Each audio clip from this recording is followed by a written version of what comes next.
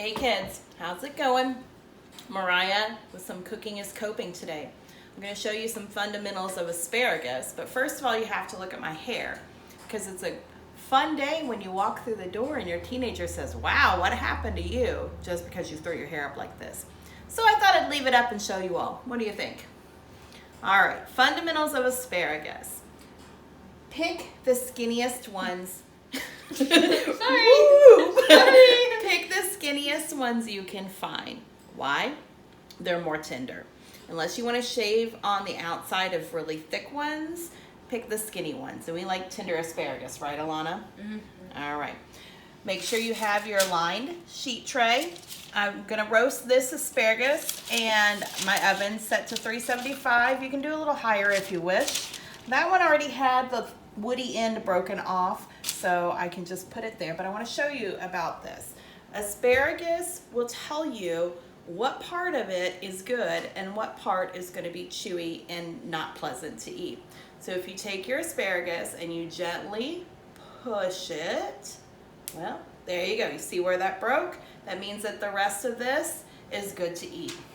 Okay? If you have birds like we do, you can feed them those woody ends if they'll eat it. This one is very woody, so we're not going to get very much off of that one. I know it seems like a waste, but this is going to avoid, when you're eating your asparagus, eating those chewy, hard to swallow, hard to eat ends. I said eat about 5,000 times in that sentence. Hope nobody's keeping track. So just give it a little wiggle, and wherever it wants to snap, that's where it snaps. Alrighty. Through the magic of cinematography, we're now finished snapping our pound of asparagus into nice edible stalks. We've got it on our lined sheet trays here. Now, when I roast this, someone in my household, I won't name any names, loves when the leafy ends get nice and crispy. Wonder who that is. She's giggling right now. I'm gonna add some chopped garlic to the top. Just a little. Just add a little flavor. I'm gonna save the rest of that for my pork chops, my pan-licking pork chops that I'm gonna be making next. And then I get a little wash here so that I can deal with my salt and pepper without garlic on my hands. I'm gonna take some olive oil. You wanna be liberal on those ends with the olive oil, because the olive oil is going to help those roast up nicely and make Alana happy. I thought you said you weren't going to say names. Oops, sorry. Mommy. Alrighty, so we got a nice little liberal dose of some olive oil on there. Oh, this end right here looks like it needs a little bit more too. Olive oil is a good fat. It's like avocado. It punches bad fat like bacon in the nose. I'm not hating on bacon. I love me some bacon too, but you gotta have your good fats to balance out your cholesterol. Alrighty, so we got a little sprinky dink of pepper going on.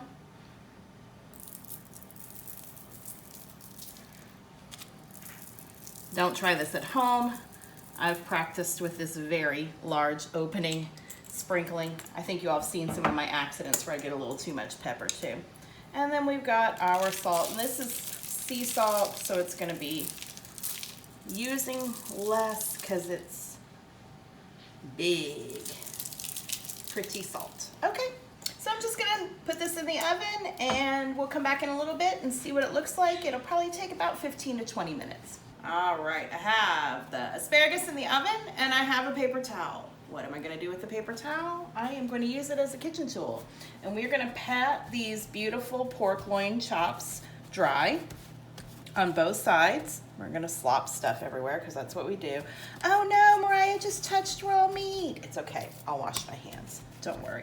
I washed my hands before. I'll wash them after I touch this.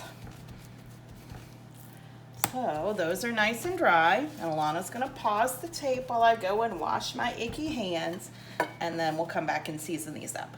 I have some butter and olive oil heating up in my saute pan, skillet, whatever you wanna call it. I have clean hands, yay. I have dry meat, yay. Well, It won't be dry when we eat it, but the outside of it has been wiped dry. So now we're going to season up our meat. We're going to use our salt and pepper and rosemary and thyme. Get some of these seasonings on here. Why did we dry the meat? Alana, do you know why we dried the meat? Nope. We dried the meat so that these beautiful seasonings that we're putting on here will stick to it better. And also so that when it goes into our olive oil and butter mixture in the hot pan, that it will get a nice sear on it. Okay. Almost there. I'm gonna pat it in a little bit. Oh no, she touched the meat again. It's terrible. Give it a little spank. All right, grab my tongs and we're gonna put it in and hear that nice pretty sear. Not as loud as I'd like, but that's all right. It'll come up. Oh, you're only doing this? So Alana's asking if I only put seasoning on one side. Well, actually, Alana, I put seasoning on both sides, but I want to get one side cooking. So while this side with the seasoning on it is face down and cooking, then we can take our seasonings and we can season the other side. See, you can learn something from your crazy-haired mother. Wonder if YouTube land is learning anything from your crazy-haired mother.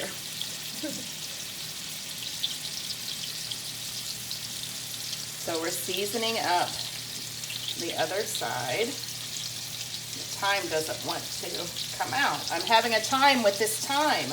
Dang it. Bump. And our rosemary.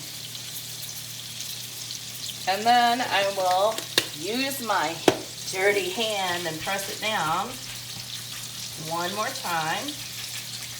And when you guys come back, we'll be ready to flip these suckers. All right, you hear that sizzle? You see that steam? You smell that yummy aroma? So we're gonna check and see if our pork chops are ready to be flipped over to the other side. What will happen sometimes with your meat, especially if it has skin on like chicken thighs, is that it will stick to the pan. Do not force it when you're trying to pull it up and flip it when you're browning your meat. It will tell you when it's ready. So just like I go in to grab this and you see how it released from the pan, that means that it's nice and brown on this side and it's ready for me to flip it over. Little wiggle, flip it over. Ooh, that one's pretty. Another little wiggle, flip it over. Gorgeous. So I got this recipe for pan licking pork chops from my friend Kara. And Kara and I have been friends since we were in like 2nd grade, I think. And I have a Facebook food group called, what is it called? Eat to Live, I Live to Eat. Anyway, Kara shared her pan licking pork chops recipe with me. And I've adapted it a little bit because I can't leave a recipe alone, but this is the general idea of it. So we're gonna let these brown on this side. We're gonna check our asparagus in the oven and see what it looks like. I also have some sweet potatoes steaming in my Instapot that I'm gonna make sweet potato mash out of. And when we come back, I'll have these pulled out and we'll start on that pan licking part, the wonderful sauce that we're gonna have over our pork chops. All right, so we're pulling the last of our pork chops off. See how they're nice and brown and beautiful on either side. I'm just gonna add another little zhuzh of butter and oil into our pan. Sorry about my arm in the way. Just a little bitty bit, because we're gonna go ahead and saute. Don't worry about those bits stuck on the bottom, okay? We will get those brown bits up in just a minute, and some of our herbs are left in here too. All right, so we're gonna go ahead and saute some chopped up shallots. This is where our gorgeous sauce is gonna come in. And these are gonna go really quick because my pan is super hot. I'm gonna turn it down just a little bit. We get our shallots in here, sauteing up, smelling wonderful. And now the big, beautiful, smelly flavor bomb is about to go in. What is that, Alana? Garlic. Chopped garlic. I already smell it. I know. No such thing as too much garlic in our house. Nope. garlic going in there. Then we're about to add Mommy's favorite ingredient. Do you know what that is? Wine. Wine. So we're gonna add about 1/3 of a cup of dry white wine. If you have a gas stove, you might want to turn the heat off on that, the flame off on that, or you'll flambe your arm hairs. But I have an electric stove, so I just pour it in. I'm a rebel like that. So now, remember all those brown bits that I said don't worry about them? Lana, get in close here and take a look. There's none of them left on the bottom of the pan because that wine did its job. Its job is deglazing, and what that means is that it takes everything that's stuck to the bottom of the pan right off the bottom. Now, don't worry about cooking with wine. I've probably told you this before. The longer you cook it and the more it reduces, all the alcohol burns out of it, so you're not going to get drunk. It's just going to add a beautiful acidic flavor. If you didn't want to use wine, you could use lemon juice, I guess, but why wouldn't you want to use wine, right? All right, I'm going to add some chicken broth to this. Oh, I'm getting a really smelly, beautiful facial. All right, so I've added some chicken broth to that. This is where our gorgeous pan sauce is going to come in, and we're just going to let this simmer down and reduce and thicken, and then I'll taste it and see if it needs some spices added to it. And I think tonight I might add a hint of Dijon mustard to it, and that will help thicken it up as well. Alrighty, so we're checking our asparagus, pulling it out, super duper hot, be careful. We're starting to get crispy. See, that one's crispy. I'm gonna put it back in for a little bit longer. Ouch, it's burning my hand through the mitt, so I know it's hot. We'll put it back in for about 5 more minutes, and we should have some perfectly crisped, I can't even speak, tips. All right, so we got our beautiful pan licking sauce going here. It's simmering away. I'm gonna turn it down in a minute because I'm gonna put our meat back in it and cover it so that it can cook. Alana's trying to catch me on camera burning the crap out of myself, so let's see if that happens. It will. Not too bad. Actually, that tastes really nice. I'm just gonna amp up the flavor a little bit. I'm gonna add a little more pepper, just a touch more salt. That chicken broth added some salt to it, so we don't want to add a ton. My seasoning with the rosemary and thyme tasted pretty good. Remember, I told you I was going to add a little bit of Dijon mustard to it. That's going to add a nice flavor, and it's going to thicken it up a little bit. So about a tablespoon or so of that. Get that all stirred up so it can start thickening. And then we're going to put our pork chops back in there, because when we browned our pork chops, we did not cook them all the way through. And pork has to be cooked all the way through to about 145. So I'm going to use a meat thermometer here in a little bit and double check it. But first things first, we're going to nestle these little babies back in here. And see, you can see the pink in there, so you know that they're not all the way cooked. We're going to put this nice juice that came off of them back in there with it too, because why waste flavor? I'm going to turn this down to about a medium lowish heat, where it's still going to do the little bubble. Sorry about the birds. It's still going to do a little bit of a bubble. And then I'm going to put our lid on top.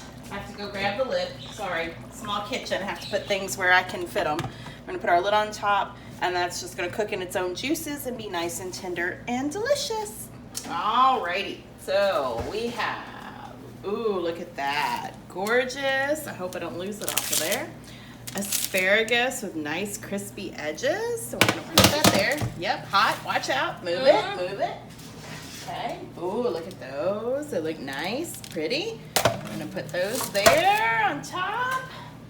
Now, I've already checked the temperature on some of our pork chops. They were a little thinner. They were at 145. I went ahead and pulled them. So we're going to get this last little thick guy. He's kind of like me. He's thick. We're going to give him a little test-a-rooney and see where he is.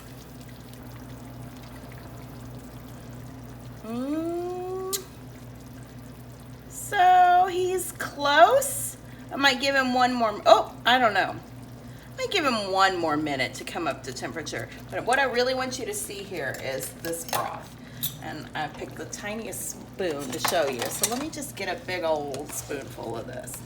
This is what makes pan licking pan licking. This sauce is so good. And I made some sweet potato mash.